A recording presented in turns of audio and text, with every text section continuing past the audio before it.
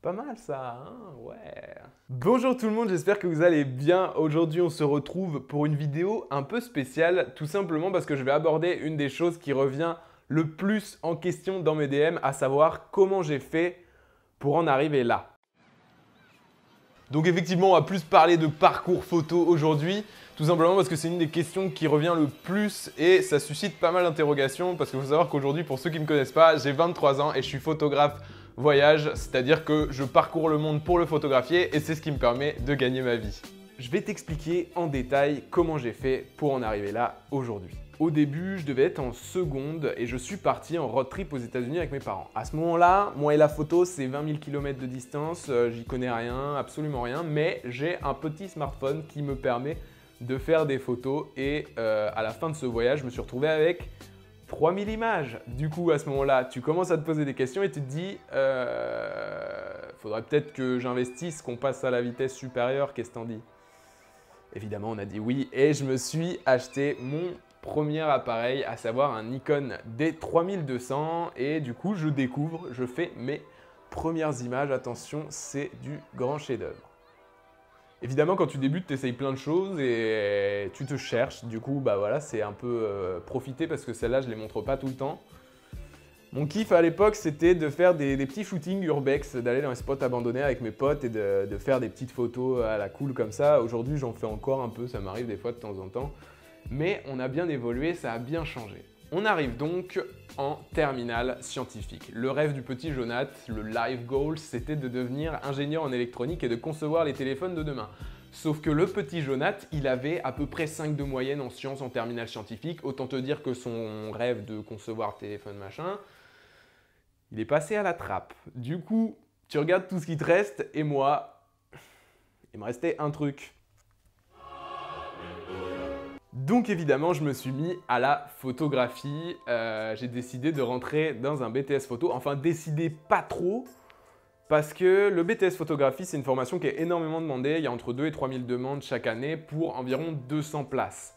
Donc c'est assez select. C'est plus facile de rentrer si tu as un bac scientifique. Donc ce brevet de technicien supérieur en photographie, c'est une formation qui se déroule en 2 ans, qui est relativement technique parce que non seulement tu vas apprendre les bases en photographie et en retouche, prise de vue, etc., mais aussi tout ce qui gravite autour de la photo. Donc le droit, le marketing, la technologie, les sciences, l'histoire de l'art, etc. Donc c'est vraiment un bain de photos pendant 2 ans. Et moi j'en ai profité pendant ces 2 années, j'ai eu la chance d'être dans une formation relativement libre, à savoir où les profs nous poussaient à faire des projets personnels. Du coup, à ce moment-là, j'étais vraiment plus dans le lifestyle et que je m'explorais un peu pour toujours trouver ce que j'aime. Tu remarqueras, hein, ça met du temps à venir, Jonathan Bertin. Là, on ne dirait pas que c'est Jonathan Bertin. Mais ça viendra après, ça viendra après. Il faut être patient. Et donc, je me cherche, j'essaye plusieurs styles d'images et j'arrive à la fin de mon BTS photographie. J'ai eu mon diplôme, sauf qu'après, je voulais continuer les études et je me suis fait recaler. Je pourrais dire que je me suis fait recaler une fois, mais je me suis fait recaler 2 fois de l'école photo Les Gobelins, qui est une des plus réputées en France et en Europe même, à Paris. Et du coup, quand tu te fais recaler 2 fois, tu te poses des questions. J'avais plus trop d'options, j'avais mon BTS en poche, je me suis dit bon, techniquement j'ai le diplôme pour exercer, du coup j'exerce. Et je me suis déclaré auto-entrepreneur photographe pour me lancer dans le monde actif, comme on dit.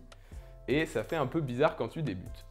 Après ce petit BTS, pour fêter ma formation, j'ai fait mon premier voyage, un road trip avec 2 potes. Et on est parti à l'arrache en Fiat Multipla. Parcourir l'Espagne pendant 1 mois. Et première aventure pour moi. Je te montre des images juste ici, mais c'était vraiment quelque chose de tellement fort pour moi. C'était une découverte. Je rêvais de voyager depuis longtemps.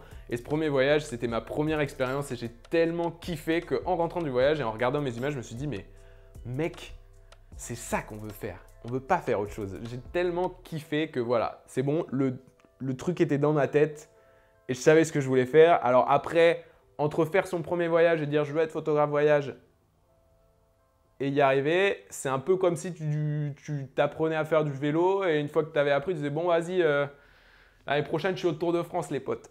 Maillot jaune et tout. cochonou. Et donc, je reviens de ce voyage et je tombe direct dans la vie active, le milieu des photographes. Et je fais plein de petits jobs qui n'ont aucun rapport avec le voyage, mais du coup, où je suis photographe pour des mariages, des portraits, des reportages, des photos pour des clients, etc. C'est vraiment varié, je touche un peu à tout. Parce que quand tu débutes, tu vas pas dire « Ah non, moi les gars, je prends que des voyages. » T'es un no-name, t'arrives dans le game, personne ne doit t'inviter à faire un voyage, gros. Faut que tu te débrouilles. Du coup, j'ai fait plein de petits tafs et à la fin de cette première année d'indépendance en photographie, je m'en sors pour un début, c'était pas incroyable. Je touchais moins d'un SMIC par mois, c'était vraiment irrégulier. Du coup, tu commences à te poser des questions. Mais moi, je voulais vraiment faire ça. Du coup, je me suis dit, c'est pas grave. Laisse le time, ça va venir, ok? Et donc, on se retrouve en juillet 2018. Et là, on voit avec mes potes sur Facebook, ça arrive souvent les étés, tu as plein de marques qui te proposent des projets où tu es invité enfin, tu n'es pas invité, mais tu peux participer à des concours pour essayer de gagner des voyages avec tes potes. Ils se font des petits coups de com' comme ça, les marques. Et nous, on a vu ça, on a fait, bon, bah écoute, un petit mois de road trip à travers l'Europe dans un van vintage, on peut tester, non? On a eu de la chance, on a été retenu et voilà, 1 an après ma première aventure, mon premier voyage, arrive le deuxième. Et entre les deux, il y a eu 1 an quand même où j'ai bossé sur pas mal de trucs et ça m'a permis de savoir vraiment vers quelle direction je voulais aller dans mes photos. Et autant te dire que quand tu n'as pas fait de voyage pendant 1 an, quand tu retournes en voyage, t'es un peu excité. Et du coup, j'ai vraiment tout donné pendant ce voyage-là. Je me suis fait énormément kiffer. On est parti avec mes potes. Baptiste Cornu, Zach Beauvois et Thomas Olagnier. Et on a trop kiffé. On a même sorti une vidéo que tu peux retrouver sur ma chaîne qui s'appelle Living for the Thrill. Ça pourra te donner une idée de ce qu'on a fait un peu. Et moi, c'était vraiment le moment où je commençais à avoir une certaine maturité dans mon travail, si on peut dire, mais vraiment où je m'étais trouvé. Je savais vraiment ce que je voulais faire. Et là, normalement, là, tu vas me reconnaître un peu plus. Regarde ça. Les petits paysages, les petites ambiances et tout. Ah, on reconnaît un peu plus là. Hein. Mais je pense que c'est à partir de ce moment-là où vraiment tout a changé pour moi. Parce que j'étais à l'aise dans mon travail, j'avais grandi et j'étais à l'aise pour créer mes images. Et à partir de ce moment-là, j'ai commencé à partager mes aventures pendant ce voyage et ça a fait un énorme buzz. Enfin, un énorme buzz. Pour moi, c'était énorme. Sur les réseaux sociaux et j'ai dû gagner en l'espace d'1 mois peut-être 10 000 abonnés sur Twitter et 15 000 sur Insta. Et quand il y a plein de gens qui te suivent comme ça, eh ben, ça te fait tellement plaisir parce que les gens, ils viennent pour ce que tu crées et ça veut dire que ça les touche. Donc en même temps, ça veut dire que ton travail marche et que tu arrives à transmettre ce que tu as envie de transmettre aux gens.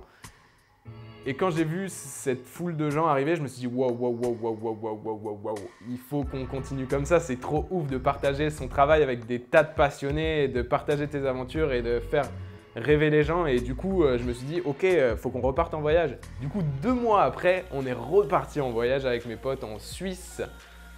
On a d'ailleurs aussi sorti une vidéo, tu peux aller la voir, auto-promo mon gars. Et pareil, rebelote, je refais des photos dans ce beau pays qui est la Suisse, les montagnes, tout ça. Et je partage mes aventures et pareil, chaque voyage en fait c'était un petit step où on apportait de nouvelles images, ça interpellait de nouvelles personnes, tu avais de nouvelles personnes qui te suivaient. Et après du coup, comme on a bien kiffé avec les potes, on en a refait un en Islande et pareil, rebelote. Je partage ça à fond, les gens kiffent et moi je kiffe et on kiffe tous. Et de plus en plus de gens commencent à te suivre. Sauf que bah, là, je gagnais déjà pas trop d'argent à ce moment-là. Tu viens de faire 2 voyages à tes frais, mon coco. On va se calmer sur les voyages. Sauf que quand tu commences à avoir une certaine audience sur les réseaux sociaux, déjà, tu es beaucoup plus repéré par plein de gens qui seraient susceptibles de travailler avec toi. Et aussi par les marques et tu as une espèce de carte influenceur qui te tombe dessus. Alors moi au début je savais pas trop comment réagir à ça. Et au final, à partir de janvier 2018, tout s'est enchaîné tellement vite. Je tournais à peu près à... Enfin ça fait 1 an et demi que je tourne à peu près à 1 voyage par mois. Et c'est des projets qui se suivent et qui me tombent dessus. Et tout ça, je pense que c'est grâce aux réseaux sociaux et à la façon avec laquelle je partage tout ce que je fais. Et ça m'a permis de faire des choses mais incroyables auxquelles... Vous vous rappelez du petit Jonathan, il venait d'avoir son petit appareil photo. Ben lui, il y aurait pas cru 2 secondes. Je suis parti en tournée en Californie avec mon pote Môme, je suis parti à Coachella avec Petit Biscuit. J'ai fait la Réunion, je suis parti avec mon pote Greg Zoué, que j'ai rencontré via les réseaux sociaux, qui est aussi un bête de créateur de contenu sur Internet, donc n'hésite pas à aller checker aussi. Je suis allé en Norvège, je suis allé en Thaïlande, en Australie, mais vraiment plein de projets qui me sont tombés dessus et qui se sont enchaînés. Et du coup, comme je t'ai expliqué avant, ça m'a permis à chaque voyage, de créer du contenu et je le partageais. En fait, chaque voyage, c'est un step parce que tu apportes des nouvelles choses, ça fait découvrir de nouvelles choses à des gens et les gens sont interpellés, ils te suivent. Et du coup, on arrive aujourd'hui à presque 70 000 personnes. Je me rends pas compte, c'est incroyable et c'est ce qui me permet de vivre ma vie maintenant. À savoir, cette audience, non seulement tu as le côté influenceur où les marques te proposent des projets. J'ai eu la chance de travailler avec Nikon autour de projets géniaux où j'ai pu tester leurs derniers appareils qui sont sortis il n'y a pas longtemps. J'ai pu bosser avec Air France et partir en Norvège. J'ai pu faire vraiment plein de projets variés autour du monde grâce à cette audience et grâce à mon style d'image. Et en plus de ça, du coup, plus tu es suivi, plus tu es visible et tu as aussi des clients qui viennent te voir pour que tu crées des images voyage pour eux, comme j'ai fait récemment avec Nissan ou Devred. Et c'est incroyable parce qu'on te demande de faire des images qui sont dans ta fibre et dans ce que tu aimes. Et du coup, c'est allé tellement vite pour moi, je pense que je réalise pas et je me rends même pas compte de tout ce qui est arrivé et que ça dépasse largement. Je pense que si j'avais voulu imaginer un scénario réaliste pour ma carrière, je serais jamais arrivé là. Juste vivre de la photo, déjà, c'était énorme. Mais là, aujourd'hui, ça a pris des dimensions incroyables où les voyages te tombent dessus et tu as envie de partir dans un voyage. Et ben, tu pars dans un voyage parce qu'aujourd'hui, tu gagnes ta vie avec ça et c'est ce qui te permet d'avancer. Donc voilà, c'est vraiment ouf. Et aujourd'hui, c'est un rêve que je réalise. Du coup, vraiment, merci à vous. J'espère que ça vous aura inspiré. Et aujourd'hui, du coup, mes images, ça ressemble un peu à ça. Et du coup, je débarque sur YouTube, donc n'hésite pas à me suivre si tu n'étais pas au courant. Donc voilà, t'en sais un peu plus sur mon parcours. Alors, faut bien se mettre 2-3 trucs en tête. C'est que pour moi, avant que je me trouve vraiment en photographie et que professionnellement, j'arrive à vivre de mon métier, ça m'a mis 5 ans. Donc, soyez patients, accrochez-vous, battez-vous pour arriver jusqu'à vos rêves. Et Inch'Allah, ça arrivera. Faut juste vraiment focus et tout défoncer. C'est tout ce que je peux dire.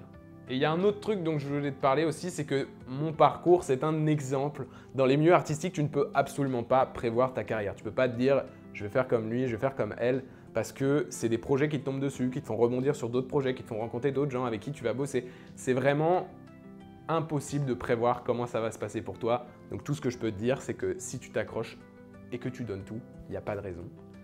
Voilà, je pense avoir fait le tour. J'espère que ça t'a plu et que c'est un peu plus clair maintenant pour toi.